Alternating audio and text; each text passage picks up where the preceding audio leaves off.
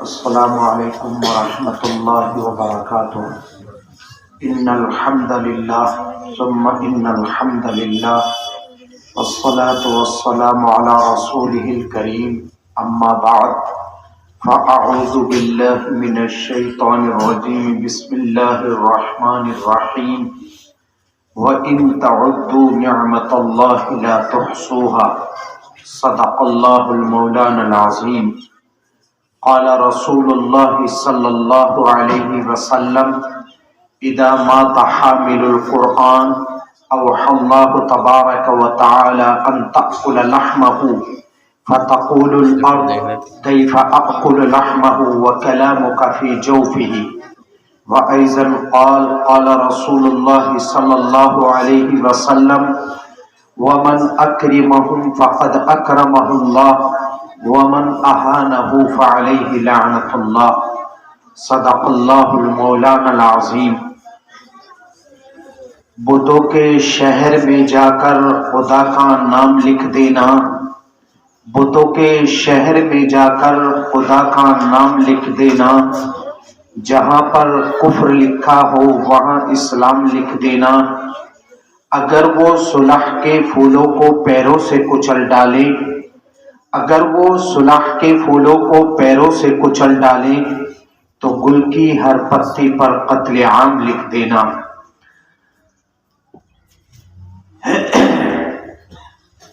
قابل قدر، قابل احترام جناب حضرت اقدس صدر محترم، دیگر علماء کرام، معزز سامعین کرام، ملت کے غیور نوجوان ساتھیوں اور معزز بزرگوں، پیارے بھائیوں، جتنی نعمتیں اللہ تبارک و تعالی نے انسان کو عطا فرمائی ہیں وہ عامتاً دو طرح کی نعمتیں ہیں۔ بعض نعمتیں تو وہ ہیں جو ایک مرتبہ انسان سے ختم ہو جانے کے بعد میں دوبارہ انسان کو کبھی بھی حاصل نہیں ہو سکتی۔ وَأَمَّا النُّعَمَاءُ الَّذِي إِذَا زَالَ مِنَ الْإِنسَانِ لَا يَحْصُلُ بَعْدَهُ مَرَّةً أُخْرَى فِي حَيَاتِهِ كَالْوَالِدَيْنِ وَالْوَقْتِ وَالْحَيَاةِ وَالْقُرْآنِ الْكَرِيمِ۔ اور دوسری قسم کی نعمتیں وہ ہیں جو ایک مرتبہ انسان سے چلے جانے کے بعد میں اللہ تبارک و تعالی اپنے فضل سے بشکل ثانی عطا فرما دیتے ہیں۔ وَأَمَّا النُّعَمَاءُ الَّذِي إِذَا زَالَ مِنَ الْإِنسَانِ يَحْصُلُ بَعْدَهُ مَرَّةً أُخْرَى فِي حَيَاتِهِ كَالْفُلُوسِ وَالزَّوْجَةِ وَالْأَوْلَادِ۔ بہرحال ایسی نعمتیں جو ایک مرتبہ انسان سے ختم ہو جانے کے بعد میں دوبارہ انسان کو کبھی حاصل نہیں ہو سکتی، جیسا کہ انسان کے والدین ہیں۔ میرے بھائیوں، والدین اللہ کی ایک ایسی بیش بہا اور قیمتی دولت اور نعمت ہے کہ جس کے والدین فوت ہو جائیں انسان کتنی بھی کوشش کر لے لیکن دوبارہ انسان کو والدین زندگی کے اندر میسر نہیں ہو سکتے۔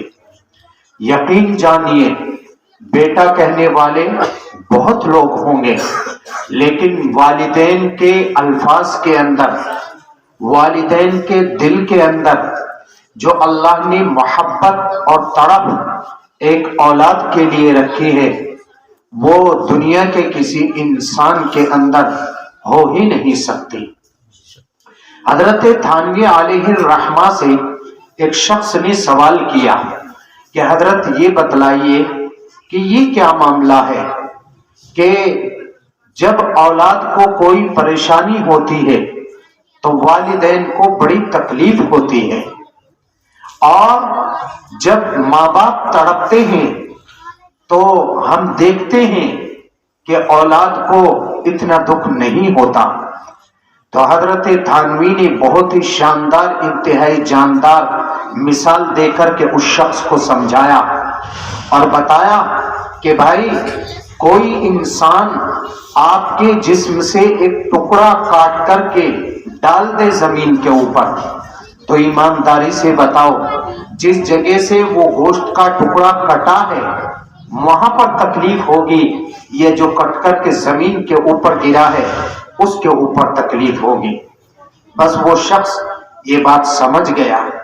اسی لیے علماء کرام نے مسئلہ لکھا ہے میرے بھائیوں کہ والدین چاہے شرابی کبابی کیوں نہ ہو، والدین چاہے کافر و مشرک ہی کیوں نہ ہو، لیکن والدین کا جو احترام ہے، والدین کی جو عزت ہے، والدین کا جو مقام ہے، وہ ہماری شریعت کے اندر بہت بڑا ہوا۔ جناب رسول اللہ صلی اللہ علیہ وسلم نے ارشاد فرمایا، رضی الرب رضی الوالدی، سخت الرب سخت الوالدی۔ باپ کی رضا میں اللہ نے اپنی رضا کو رکھا، اور باپ کی ناراضگی میں اللہ تبارک و تعالی نے اپنی ناراضگی کو رکھا، اور فرمایا الجنت تحت اقدامہ الامہات، اے لوگوں تمہاری ماؤں کے قدموں کے نیچے کیا ہے؟ میں نے جنت کو رکھا ہے۔ اس لیے کہ ماں اتنی تکلیف اٹھاتی ہے، اتنی پریشانی اٹھاتی ہے۔ آپ یقین جانیے ایک ماں کے مکمل طریقے پر پورے خون کے جسم کے ایک ایک قطرے سے جو بچہ ماں کے اندر پنپتا ہے، اور پھر باہر آنے کے بعد میں چند سانسیں لینے کے بعد میں جب وہ بچہ فوت ہو جاتا ہے تو ماں ایک بے یار و مددگار کی طرح ہو جاتی ہے۔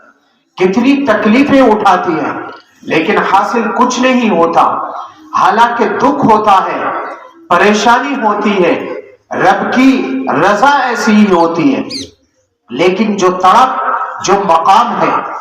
تو میں کہنا یہ چاہتا ہوں کہ میرے بھائیوں، قرآن کریم نے ہماری دکھتی ہوئی رگ کے اوپر ہاتھ رکھا اور یوں فرمایا وَلَا تَقُلْ لَهُمَا اُفٍّ۔ ماں باپ کو جھڑکنا تو بہت دور کی بات، ماں باپ کو مارنا تو بہت دور کی بات، ماں باپ کی نافرمانی تو بہت دور کی بات، ماں باپ کو دھکے دینا تو بہت دور کی بات۔ وَلَا تَقُلْ لَهُمَا اُفٍّ، ان کو اف بھی کہنے کی اجازت نہیں۔ وَقُلْ لَهُمَا قَوْلًا كَرِيمًا، اور تم ان سے نرم گفتگو کرو۔ یہ حضور پاک صلی اللہ علیہ وسلم کی تعلیم ہے۔ میرے بھائیوں، جس کے ماں باپ زندہ ہیں انہیں بھی قدر کرنی چاہیے، اور جن کے ماں باپ فوت ہو گئے ہیں وہ اپنے والدین کے لیے دعا استغفار کر کے، اپنے والدین کے جو ملنے والے دوست و احباب دنیا کے اندر زندہ ہیں ان کے ساتھ میں حسن سلوک کر کے، اس طریقے سے ہم اپنے ماں باپ کو راحت و سکون پہنچا سکتے ہیں۔ بہرحال میں یہ بتا رہا تھا کہ وہ نعمت جو انسان کو دوبارہ مل نہیں سکتی وہ والدین کی نعمت ہے۔ اس لیے رب کائنات نے جس کو والدین دیے ہیں اور زندہ ہیں، ہمیں چاہیے کہ ہم رب کی بیش بہا اور قیمتی دولت سمجھتے ہوئے ہم اپنے والدین کا احترام کریں، ان کے ساتھ میں نرم گفتگو کریں، ان کے حقوق کو حتی الامکان ادا کرنے کی کوشش کریں۔ دوسری نعمت جو انسان کو مل نہیں سکتی جیسا کہ وقت ہے۔ آج وقت کو اس طریقے سے انسان ضائع کرتا ہے کہ اس کی کوئی قیمت نہیں سمجھتا۔ عربی زبان کا مقولہ ہے الوقت اثمن من الذهب، کہ وقت سونے سے زیادہ قیمتی ہے۔ آج ہم ہوٹلوں کے اوپر بیٹھے رہتے ہیں، کچھ نہیں تو موبائل چلاتے رہتے ہیں، گھر کے اندر لیٹے ہیں، کچھ نہیں کر رہے ہیں، وقت کو برباد کر رہے ہیں۔ ایک شخص چند دنوں پہلے میرے پاس میں آیا اور کہنے لگا کہ مفتی صاحب جو ہمارے حافظ ہیں ان کا بچہ میرے پاس میں پڑھتا تھا کہ یہ نماز نہیں پڑھتے۔ میں نے کہا آپ کے بچے کی کتنی عمر ہے؟ انہوں نے بتلایا کہ 11 سال۔ میں کہا آپ کی کتنی عمر ہے؟ کہ 45 سال۔ تو میں نے ان سے کہا کہ آپ کے اوپر تو 25 سال پہلے فرض ہو گئی۔ آپ صبح میں 5 بجے اٹھیے، جب جا کر کے 7 بجے بچہ اٹھے گا۔ آپ کا اور میرا حال یہ ہے کہ ہم یہ چاہتے ہیں کہ بچہ ولی بن جائے، اچھی تمنا ہے، اچھی آرزو ہے بچہ کتب بن جائے، بچہ ابدال بن جائے، بچہ محدث بن جائے، اچھی آرزو ہے، سب کو کرنی چاہیے، لیکن آپ کی ایک بڑی ذمہ داری یہ بھی ہے میرے بھائیوں کہ آپ اپنے بچوں کو دینی ماحول دیں، آپ اپنے بچوں کی دینی رہنمائی کریں۔ جتنی ذمہ داری ایک پڑھانے والے استاذ کی ہے میرے بزرگوں، اس سے بہت زیادہ بڑی ذمہ داری والدین کی ہے، اس لیے کہ بچے کے درسگاہ میں موجود رہتے ہوئے استاذ اس کو صحیح رکھ سکتا ہے، تنبیہ کر سکتا ہے، لیکن ایک بچہ بازار کے اندر ہے، ایک بچہ کھیت کے اندر ہے، ایک بچہ رشتہ داری کے اندر ہے، تو استاذ کے پاس میں کوئی ریموٹ کنٹرول نہیں ہے، آپ کو بھی اس کو ماحول دینا پڑے گا، آپ کو بھی اس کے ساتھ میں ہاتھ بٹانا پڑے گا، آپ کو بھی اس کے ساتھ میں محنت کرنی پڑے گی، تب جا کر کے بچہ صحیح لائن کے اوپر آئے گا۔ جب آپ کا وہ بچہ ہے اور آپ پیسہ لگا رہے ہیں، آپ اس کو چھوڑ رہے ہیں دین کا کام کرنے کے لیے، حافظ قرآن بننے کے لیے، آپ نے اس کو چھوڑا ہے، اچھی بات ہے، بڑھیا بات ہے، لیکن آپ مکمل طریقے پر اس کی ذمہ داری نبھائیں۔ ہوتا کیا ہے، ہوتا کیا ہے، بڑی معذرت کے ساتھ میں اپنے دل کا درد رکھ رہا ہوں، یہ بچے ہیں، آپ ان کو کھڑا کریں، آپ برا نہ مانیں میری بات کا، کیا جن کپڑوں کے اندر یہ بچے ہیں، ان بچوں کے پاس میں جیسے بچھانے کے فرش ہے، ان بچوں کے پاس میں جیسی ٹوپی ہے، ان بچوں کے پاس میں جیسے جوتے چپل ہے، کیا انہی گندے کپڑوں کے ساتھ میں آپ اپنے بچے کو ایسی گندی ڈریس کے ساتھ میں اسکول کے اندر بھیج سکتے ہیں؟ نہیں، نئی ٹائی ہوگی، نیا آئی کارڈ ہوگا، نیا شناختی کارڈ ہوگا، نیا ٹوپا ہوگا، نیا کوٹ ہوگا، نئی ڈریس ہوگی، بالوں کے اندر کنگھی ہوگی۔ میرے بھائیوں، ہم دو جملے پڑھتے ہیں اپنی شریعت کے اندر، ایک ہے صفائی، ایک ہے پاکی۔ صفائی الگ چیز ہے، پاکی الگ چیز ہے۔ آسان لفظوں کے اندر آپ کو سمجھاؤں، صفائی اوپر کی صفائی کو کہتے ہیں، جو اوپر سے صاف ستھرا ہوتا ہے اس کو صفائی کہتے ہیں، اور پاکی کہتے ہیں جو اندر سے کھرچ کر کے پاک کی جائے۔ اسی لیے جب مال کی زکات نکالی جاتی ہے تو مال کے لیے پاکی کا لفظ بولا جاتا ہے کہ مال پاک ہو گیا، یعنی اندر سے کھرچ کر کے جو گندگی تھی وہ زکات نکلنے سے مکمل طریقے پر پاک ہو گئی۔ میرے بھائیوں، آپ نے جب اپنے بچے کو چھوڑا ہے تو حضرت شیخ علیہ الرحمہ نے لکھا ہے کہ جو شخص حافظ قرآن کو یا مدرسے کے پڑھنے والے بچے کو حقارت کی نظر سے دیکھتا ہے اور وہ یہ سمجھتا ہے کہ یہ کیا بنے گا، یہ ملا بنے گا، زیادہ سے زیادہ یہ کسی مسجد کے لوٹے پھوڑنے والا بنے گا، زیادہ سے زیادہ 5-6 ہزار روپے لینے والا بنے گا، اگر کسی شخص کے دل کے اندر یہ بات ہے، کسی طالب علم کو اس ذلت اور حقارت کی نظر سے دیکھتا ہے، تو حضرت شیخ علیہ الرحمہ نے لکھا ہے ہمیں پناہ مانگنی چاہیے کہ اس ایمان والے کے ایمان کو گھل لگ چکا ہے، اور جب کسی چیز کو گھل لگ جاتا ہے میرے بھائیوں تو پھر اس کی خیر نہیں رہتی۔ اس لیے ہمیں عزت دینی چاہیے، ہمیں انہیں احترام دینا چاہیے۔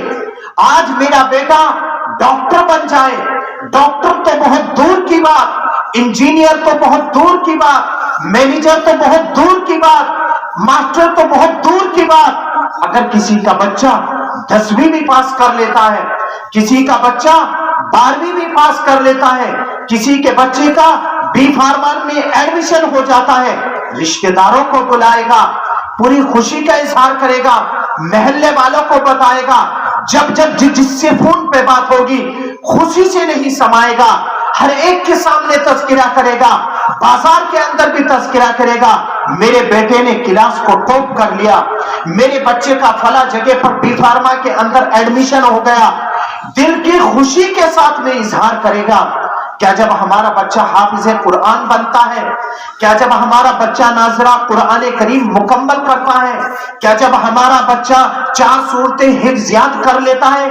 کیا جب بھی ہم اس کا حوصلہ بڑھاتے ہیں کیا لوگوں کے سامنے ہم خوش ہوتے ہیں؟ یقیناً ہمیں خوش ہونا چاہیے میرے بھائیوں.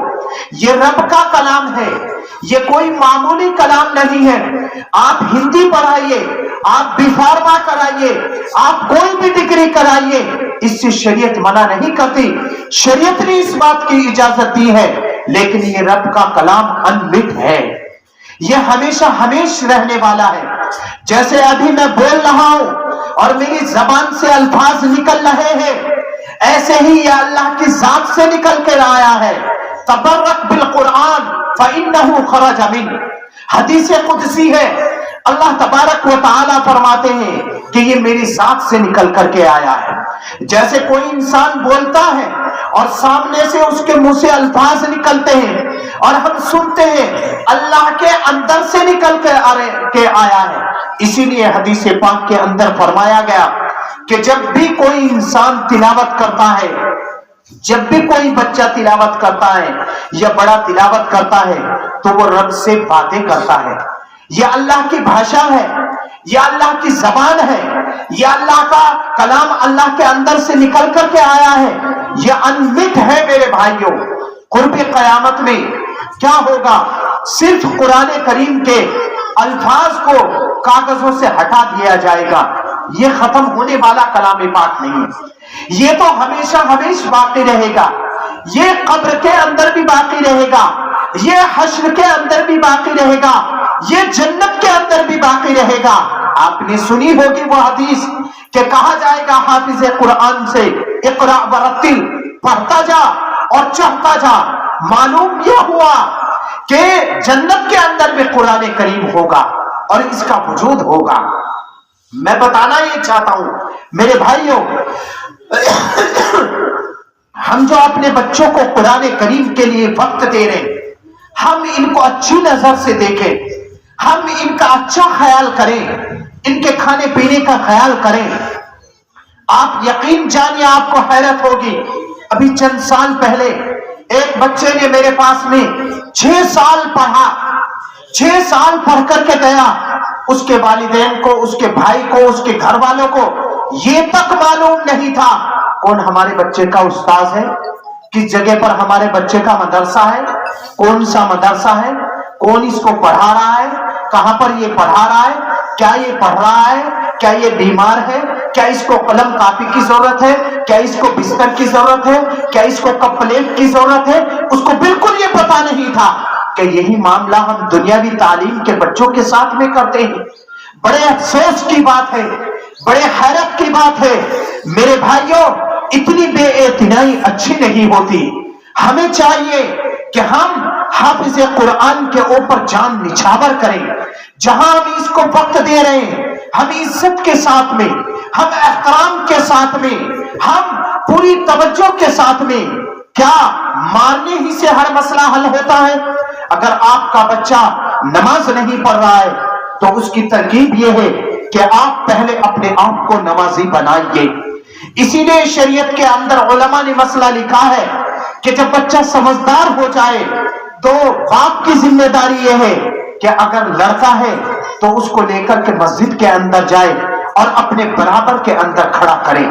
جب نیت باندھ کر کے کھڑا ہوگا تو اللہ تبارک و تعالیٰ دونوں کے دلوں کے اندر جوڑ پیدا کر دے گا، دونوں کے دلوں کے اندر آپس میں ایک دوسرے کے لیے محبت کو پیدا کر دے گا.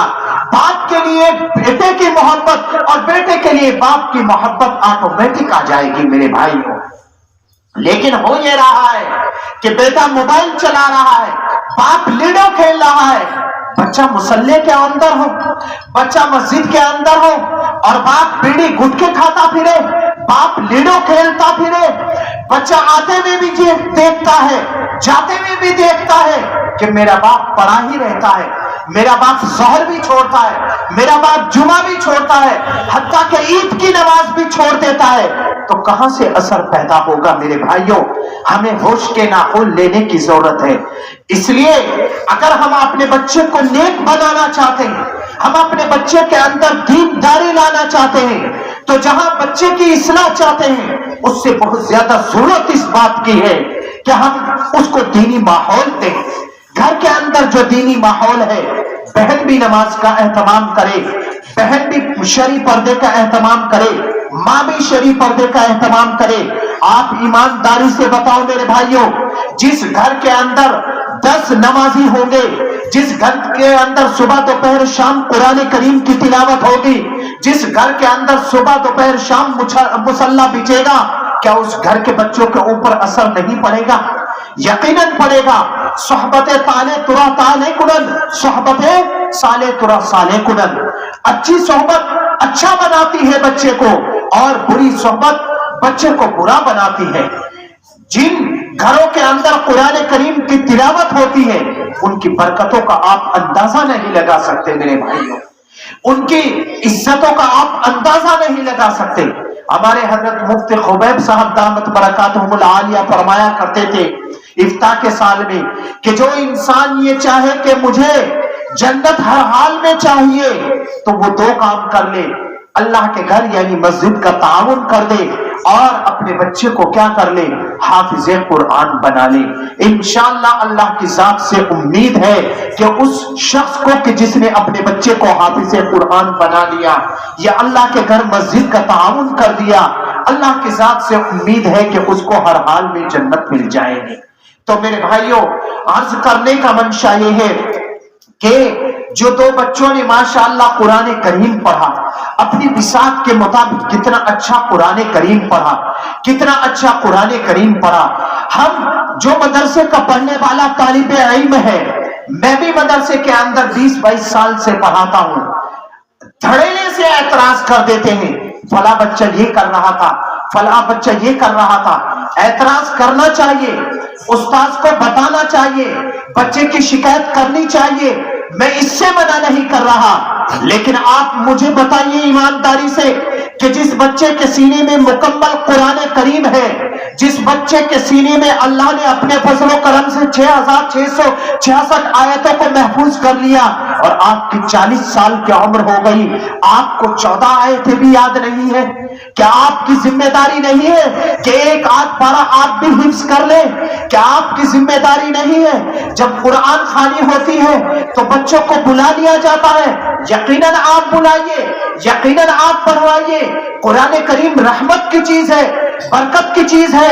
آپ زندگی کے اندر بھی پڑھائیے، گھر کے اندر بھی پڑھائیے، بیٹھک کے اندر بھی پڑھائیے، اور دفتر کے اندر بھی پڑھائیے. لیکن کیا اچھا لگتا ہے کہ ایک 6-7 سال کا بچہ لے کر کے اللہ کے کلام کو پڑھتا ہے، اور پاس میں بیٹھا ہوا 60 سال کا، 25 سال کا، 45 سال کا بیٹھا ہے، کچھ نہیں پڑھتا ہے؟ بڑے افسوس کی بات ہے میرے بھائیوں. ہمیں بھی سیکھنا چاہیے. کیا اس طرف ہم نے توجہ کی کہ مجھے اللہ کے کلام کو سیکھنا چاہیے؟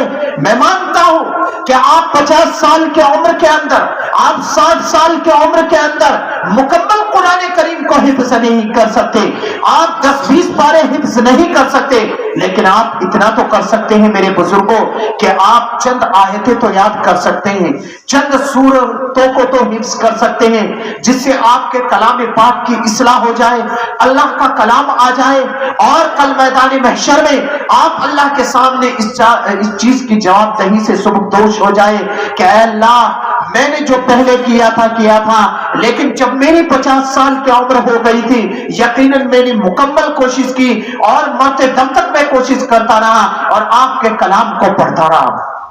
دنیاوی باتیں کتنی کرتے ہیں، فون کے اوپر کتنی دنیاوی باتیں ہیں، لڑائی جھگڑوں کی باتیں کتنی کرتے ہیں، اور کتنی باتیں کرتے ہیں. کیا ہم اللہ کے کلام کے لیے روزانہ 10-20 منٹ نہیں نکال سکتے؟ یقین جانیے، میں دل کے درد کے ساتھ میں کہہ رہا ہوں میرے بزرگوں، آپ اپنے امام کے پاس میں جائیں، آپ اپنے مدرسے کے مدرس کے پاس میں جائیں، اور جا کر کے روزانہ تھوڑا سا قرآن کریم سیکھیں. آپ سے کوئی معاوضہ نہیں لے گا، کوئی بھی آپ کو منع نہیں کرے گا، جانا آپ کو پڑے گا میرے بھائیوں. کوئی بھی چیز ہے اس کے لیے وقت دینا پڑتا ہے، اور میں علماء کی حضرت کی موجودگی میں کہہ رہا ہوں، جو وقت گزر گیا بڑی ذمہ داری کے ساتھ میں کہہ رہا ہوں، ہم نماز پڑھنے کو گناہ سمجھتے ہیں، یقیناً بری بات ہے۔ ہم روزہ چھوڑنے کو برا سمجھتے ہیں، یقیناً گناہ ہے، بری بات ہے۔ ہم زنا کرنے کو گناہ سمجھتے ہیں، ہم شراب پینے کو زنا سمجھتے ہیں، برا سمجھتے ہیں، ہم تاش کھیلنے کو زنا سمجھتے ہیں، برا سمجھتے ہیں، ہم سٹا لگانے کو برا سمجھتے ہیں، لیکن تاش کھیلنے سے زیادہ بڑا گناہ ہے اپنے آپ کو جاہل رکھنا۔ شراب پینے سے بڑا گناہ ہے اپنے آپ کو دین سے عاری رکھنا، اور زنا کرنے سے بھی بڑا گناہ ہے، سٹا لگانے سے بھی بڑا گناہ ہے میرے بھائیوں، اپنے آپ کو دین سے دور رکھنا اور دین سے بالکل محروم رکھنا۔ اس لیے میرے بھائیوں، زنا کرنے سے زیادہ بڑا گناہ ہے یہ۔ میں بڑی ذمہ داری کے ساتھ میں یہ بات کہہ رہا ہوں حضرت کی موجودگی میں، اس لیے آپ ہوش کے ناخن لیں اور آپ اس بات کو سمجھیں کہ صرف وہی گناہگار نہیں ہے جو محلے کے اندر شراب پیتا ہے، صرف وہی گناہگار نہیں ہے جو لوگوں کو گالیاں دیتا ہے، صرف وہی گناہگار نہیں ہے جو پڑوسیوں کو تکلیف پہنچاتا ہے، صرف وہی گناہگار نہیں ہے جو سود بیاج کا کام کرتا ہے، بلکہ ان تمام گناہوں سے بڑا گناہگار وہ ہے اللہ کی نظر میں جو اپنے آپ کو بددین رکھتا ہے، جو دین سے دور رکھتا ہے، جو اپنی اولاد کو، اپنی نسلوں کو دین نہیں سکھاتا، وہ اللہ کی نظر میں ان تمام گناہوں سے بڑا مجرم ہے۔ اس لیے میرے بھائیوں، ہمیں چاہیے کہ ہم اپنے بچوں کے پڑھنے والوں کے ساتھ میں، تمام ہی بچوں کے ساتھ میں اچھا معاملہ کرنا چاہیے، لیکن خاص طور سے جو بچے قرآن کریم پڑھ رہے ہیں، جو مدارس کے اندر پڑھ رہے ہیں، جب بھی ان کی صورت پوری ہو، آپ ان کے استاد سے برابر رابطے کے اندر رہیں۔ بچے کو کس چیز کی ضرورت ہے، درسگاہ کے اندر کس چیز کی ضرورت ہے، مدرسے کے اندر کس چیز کی ضرورت ہے، سردی کا موسم چل رہا ہے، کس چیز کی ضرورت ہے، ہمارا فرض بنتا ہے میرے بھائیوں۔ آپ کو معلوم ہے جب صبح میں مؤذن کہتا ہے اللہ اکبر، تو اس سے بھی 10 منٹ پہلے استاذ اس ننھے سے بچوں کو اٹھا دیتا ہے، اور ایک حافظ قرآن بنانے میں ایک حافظ بن گیا، حافظ بن گیا، میں نے کہہ دیا آپ نے سن لیا، لیکن یہ اتنا آسان نہیں ہوتا ہے۔ ہوتا تو سب کچھ اللہ کی توفیق سے ہے میرے بھائیوں، اس میں کوئی شک نہیں ہے آپ کو اور مجھے، بغیر اللہ کی توفیق کے کچھ نہیں ہوتا، لیکن محنت اور اسباب بھی کوئی چیز اللہ نے بنائی ہے۔ آپ کو پتا ہے ایک رکوع یاد کرانے کے لیے بچے کو کتنی محنت کرنی پڑتی ہے۔ ابھی فجر کی نماز نہیں ہوئی ہے، استاذ درسگاہ کے اندر بیٹھ گیا ہے، بچہ آئے گا، سبق سنائے گا، اٹک آئے گی، استاذ واپس کرے گا، پھر بلائے گا، پھر سنائے گا، پھر غلطی آئے گی، پھر واپس کرے گا، پھر نماز کے بعد میں پھر بلائے گا، پھر غلطی آئے گی، پھر جا کر کے وہ رٹا لگائے گا، پھر ناشتے کے بعد میں پھر آئے گا، پھر سنائے گا، پھر اس کو سمجھائے گا، پھر اس کو ڈانٹے گا، پھر اس کے والد کو بنائے گا۔ ایک ایک آیت کے لیے استاذ کو کتنے پاپڑ پھیرنے پڑتے ہیں، کتنی الجھنوں کا سامنا کرنا پڑتا ہے، لیکن اجر دینے والی ذات اللہ کی ہے۔ میں صرف آپ کو یہ بتانا چاہتا ہوں اس جملے سے کہ آپ کو استاذ کو اپنے بچے کے استاذ کا محسن ماننا چاہیے میرے بھائی، اپنے بچے کے استاذ کا احسان ماننا چاہیے کہ یہ میرے بچے کے ساتھ میں کس طریقے سے محنت کر رہا ہے، کتنی لگن کے ساتھ میں محنت کر رہا ہے، اور کتنی تقوی کے ساتھ میں یہ محنت کر رہا ہے کہ جس سے میرا بچہ بن کر کے حافظ قرآن تیار ہو رہا ہے۔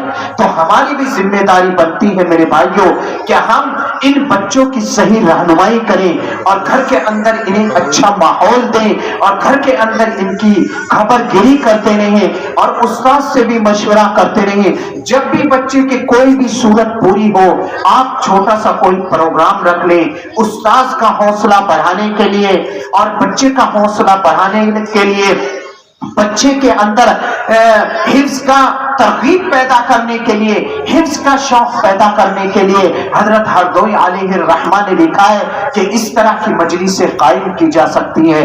دعا ہے اللہ تبارک و تعالی سے کہ اللہ تبارک و تعالی کہی ہوئی باتوں کے اوپر مجھے بھی اور آپ کو بھی مکمل طور پر عمل کرنے کی توفیق عطا فرمائے۔ وآخر دعوانا ان الحمد للہ۔